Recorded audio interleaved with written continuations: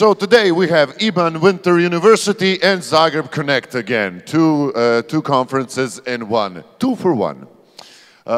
Should you announce the first speaker? Yes, I will. Yeah, you know him personally. Actually, yeah, Michael Anderson has been living in Zagreb for the last couple of months, 5 months altogether. He's going to be here.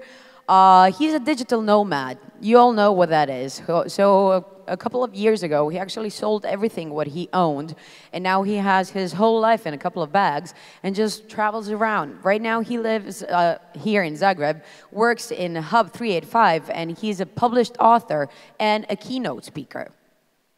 And we're gonna No, play come on. He has a long list of leadership credentials. He has founded 3 international software companies. His book is a bestseller in the business leadership category, and he writes for entrepreneur.com. His new book is going to come out worldwide soon, to be more exact, in January, so make sure you get your own copy. He binge watches a couple of series. You can imagine which ones. You know too much about our Michael Anderson. Well, he's a tall guy, and he's a keynote speaker. So if you ask him questions, he's more than happy to answer them.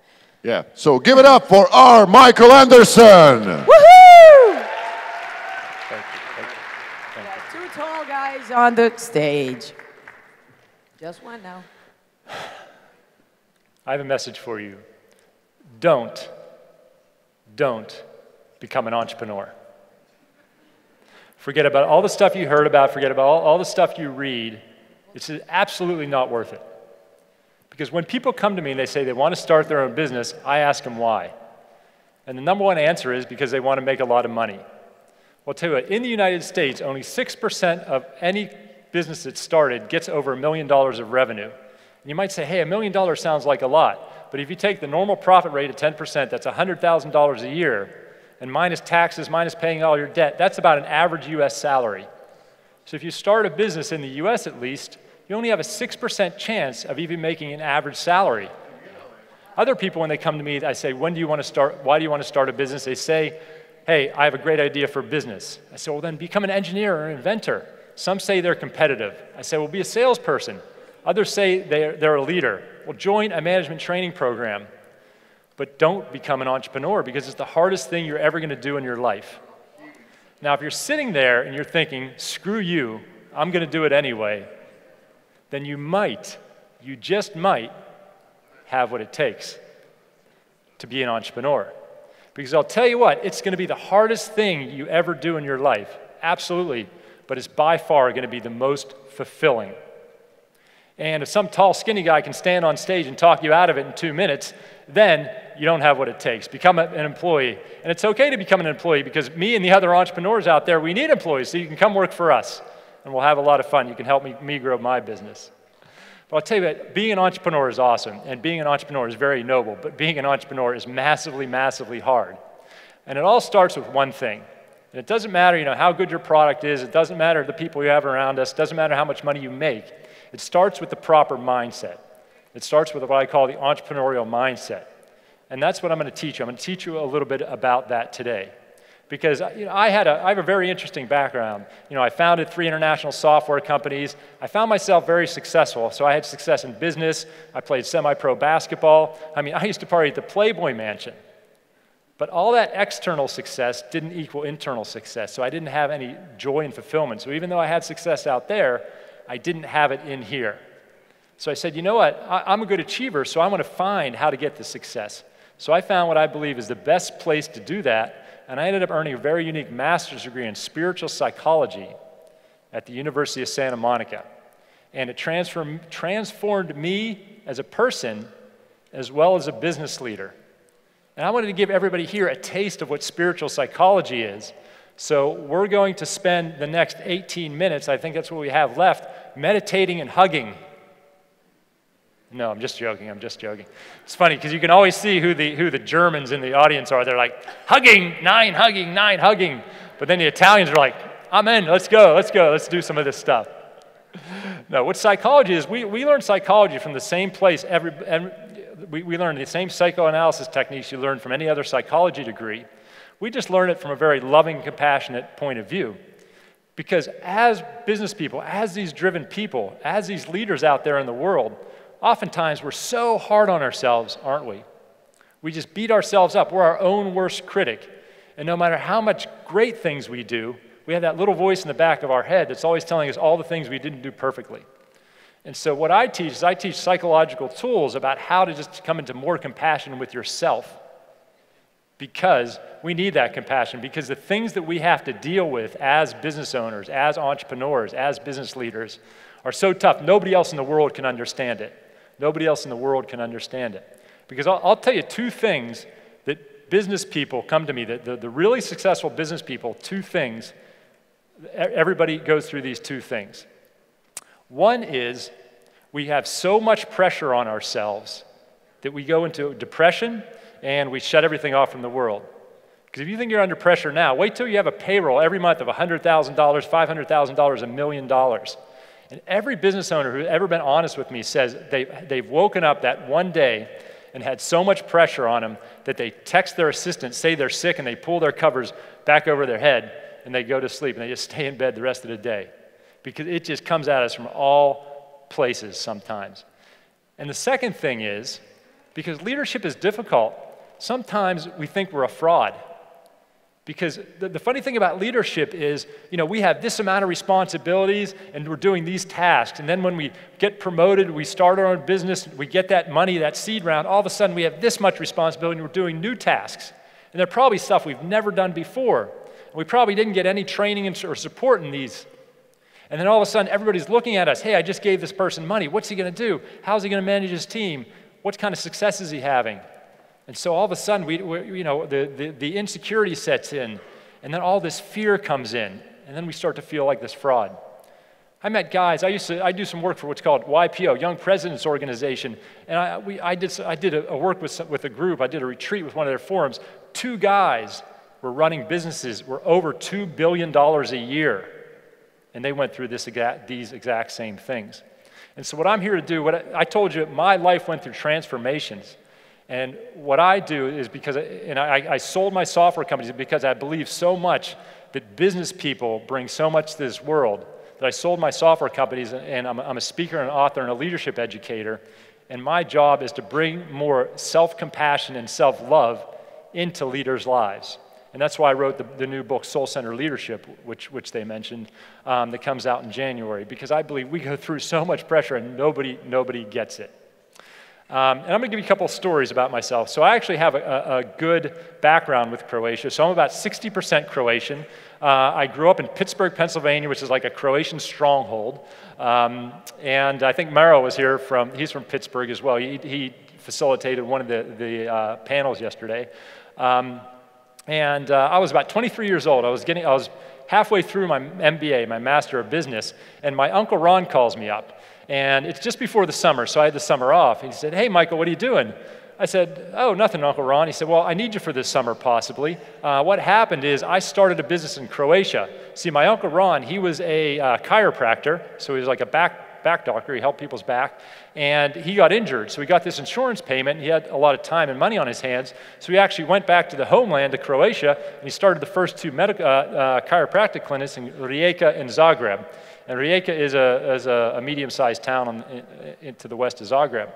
And so he started this company 22 years ago, and he put a couple Croatians in charge. And I know this may sound hard to believe if you're Croatian, but he thought maybe they were stealing a little bit of money off of it.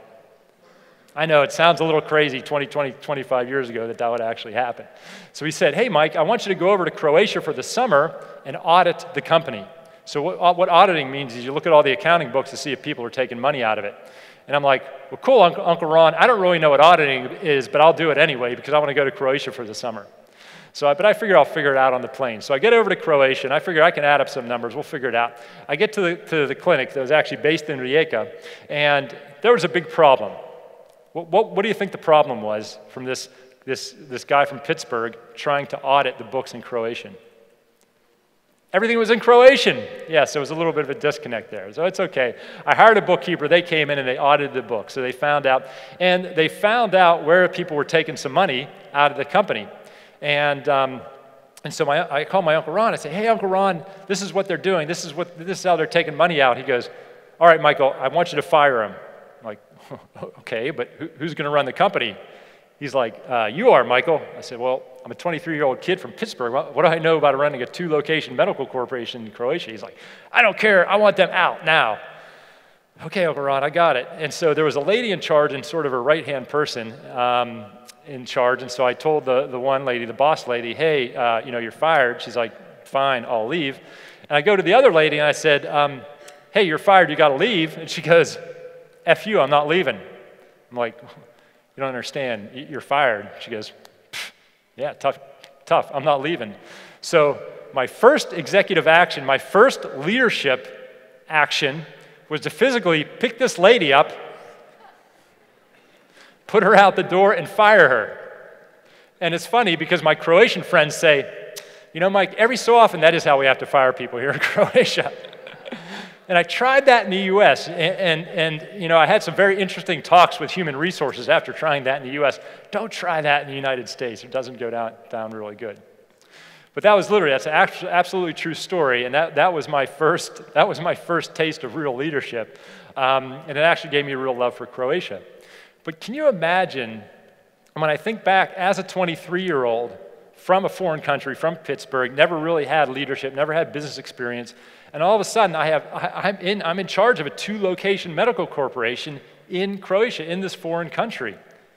And I had doctors. I had 3 doctors. They were in their 40s and their 50s reporting to me. I had a staff of 14 people, half of who didn't even speak English.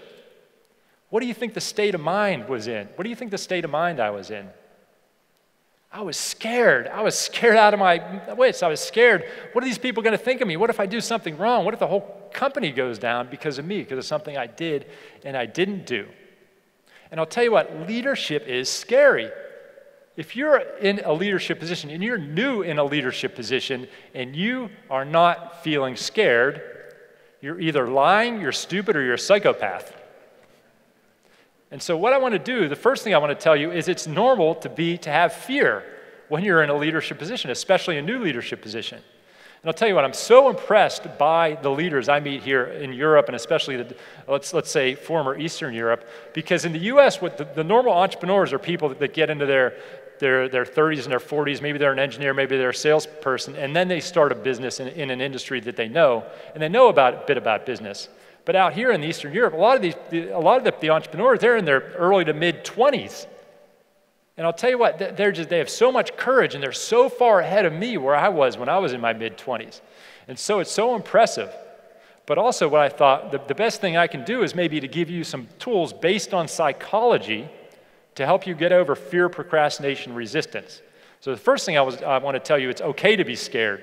Because I notice here in Europe, and especially in Eastern Europe, sometimes people aren't vulnerable. You don't really talk about it. The problem is when you don't talk about it, you stuff it down, and then you have problems later. So I want to tell you that it's okay to be this way, and I want to give you some tools to get by that. And so I want to tell you a story that relates to this. So I was at a networking event. We all go to networking events. In a way, this is a networking event. In the US, and probably here, you have networking events that the only reason they exist is for you to go and meet people. So I get there, I'm in the US, I park my car, and I'm walking in, and I see 3 people standing there at this networking event. And I go up, and I could tell by their body language they didn't know each other. So I thought, what a great place for me to go and introduce myself to them. So as I'm on my way, out of the corner of my eye, I spot the bar. And for some unknown reason, my body pivots, and I go right to get a drink at the bar.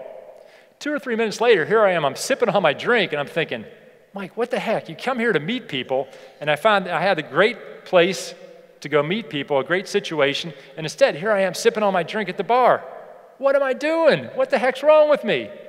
So something went through my mind. I had a fear. What did I have a fear of? What was my fear? Rejection. I had a fear of rejection.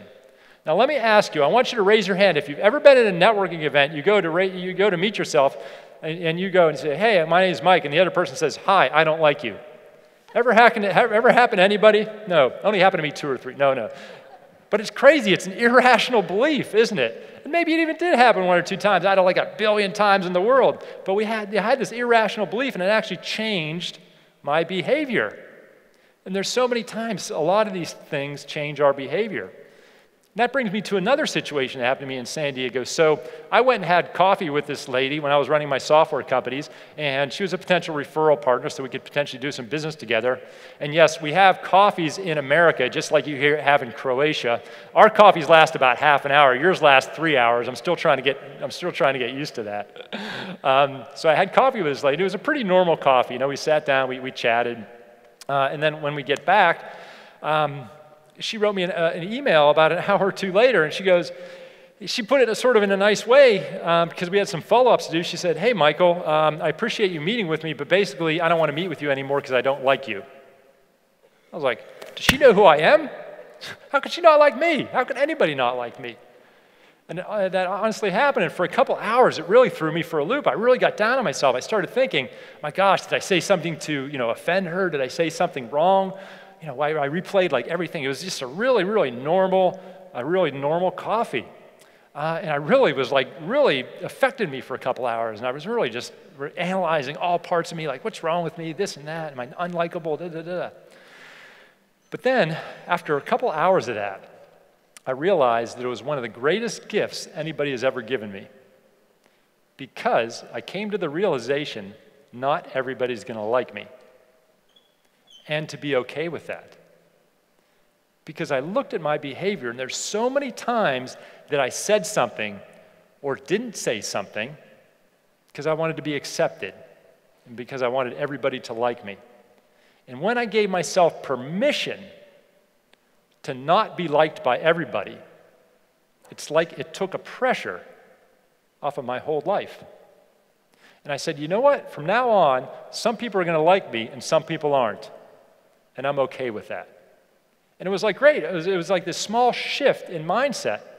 But all of a sudden, it's like my world opened up and I became more free. I became more of myself.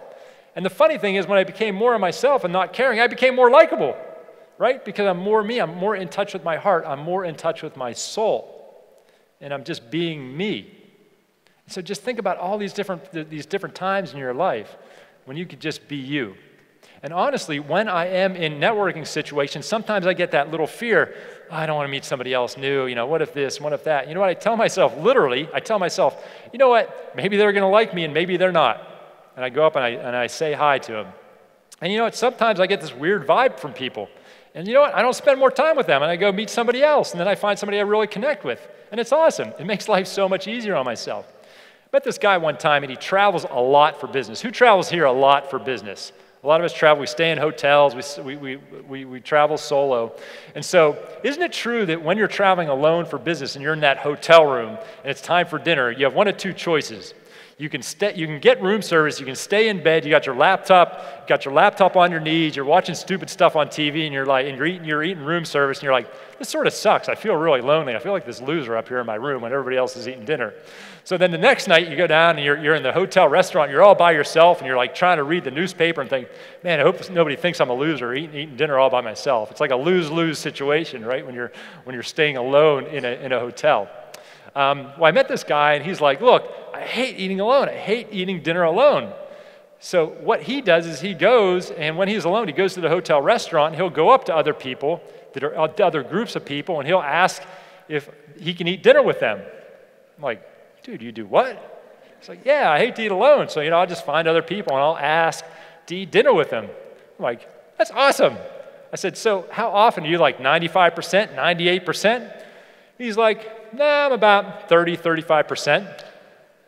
I'm like, dude, so it's like, you're like, no, yes? He's like, yeah, that's pretty much it. I'm like, that is awesome. You're my new hero. And I said, how do you do it? He said, well, when they're saying no, they're not saying no to me.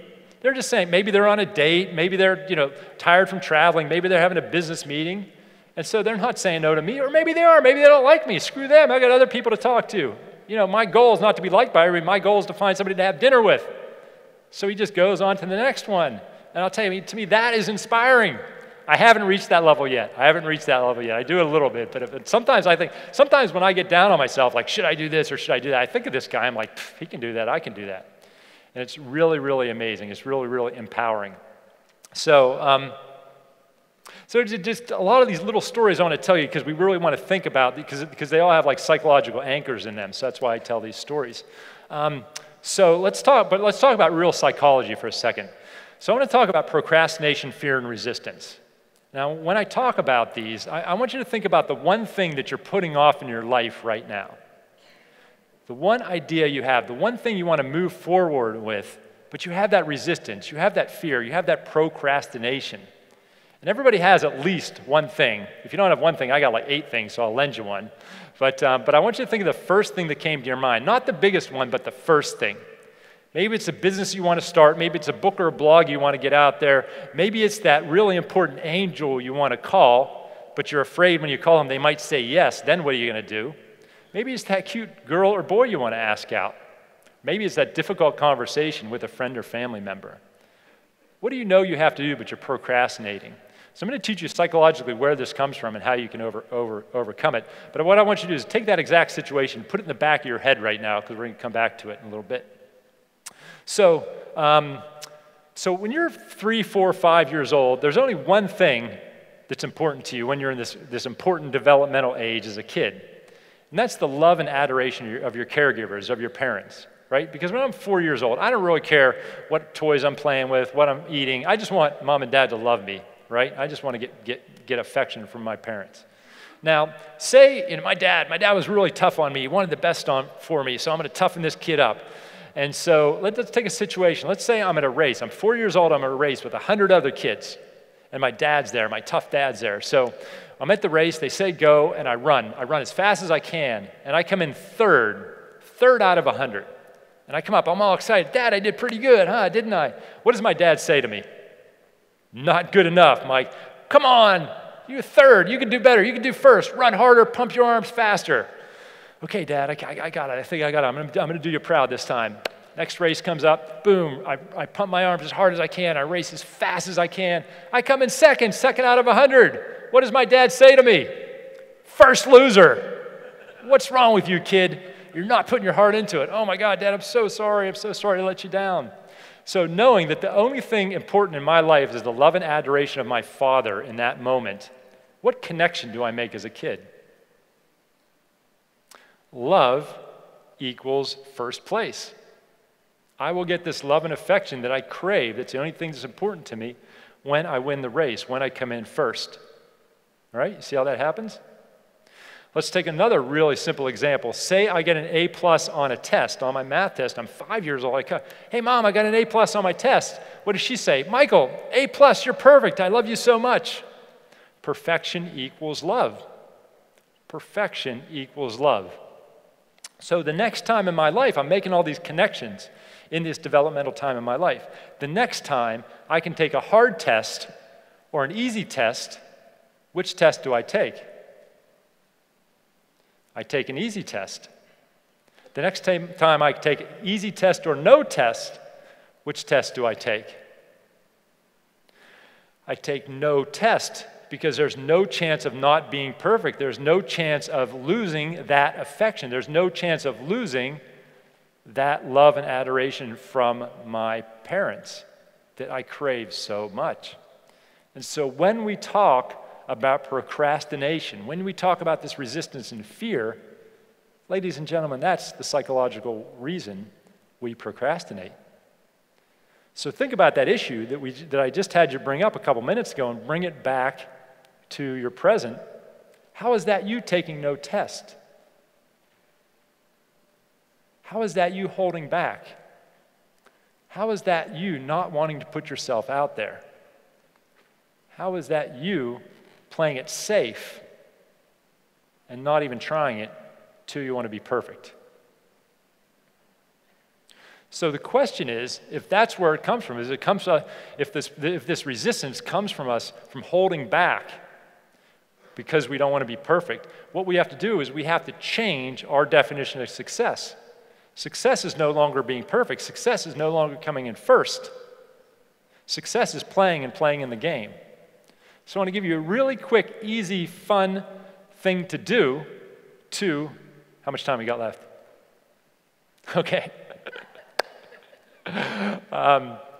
Okay, so a really quick, easy, fun thing to do is the next time you want to try something, the next time you want to do something, you call it an experiment. You call it an experiment, because what's the only way to fail in an experiment? is not to try it. So when you want to do all these new things out there, you want to take them, you want to reframe it as an experiment. Because my friend Nancy called me up one time, and Nancy was crying. And I said, Nancy, why are you crying? She goes, well, I just went to the doctor, and I'm allergic to wheat. I'm gluten intolerant. I said, well, that sucks, but why are you crying? She goes, well, I have to change every meal I'm going to eat for the rest of my life, because I eat pancakes for breakfast, sandwiches for lunch, pasta for dinner. I'm like, wow, that does sound intimidating. I said, well, just put that aside for now. Can you change every meal you're going to eat for the next 24 hours? She's like, yeah, I can do that.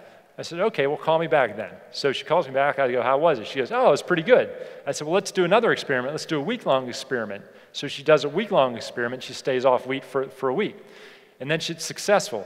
And then now she's on for the rest of her life. But do you see how it's different changing every meal you eat for the rest of your life rather than changing every meal you eat for the next 24 hours?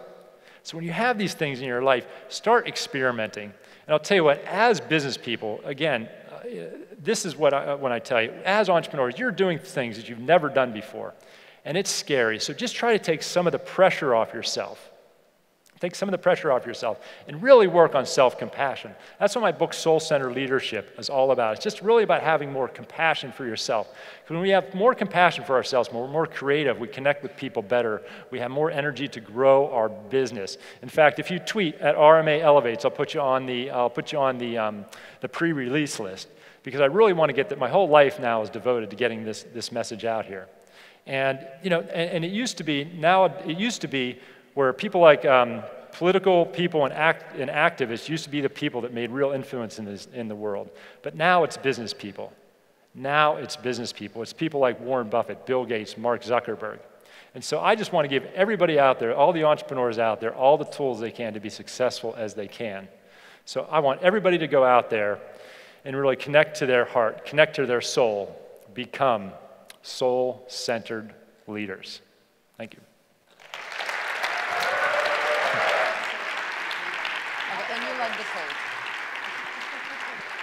Thank you, R. Michael Anderson. How are you guys now? Feel motivated? We told you about his book. So in January, he's going to come out worldwide. Make sure you get it so you have him at home whenever you want, because he's such a big guy and he likes to travel a lot. So who knows where will we have the opportunity to catch him next.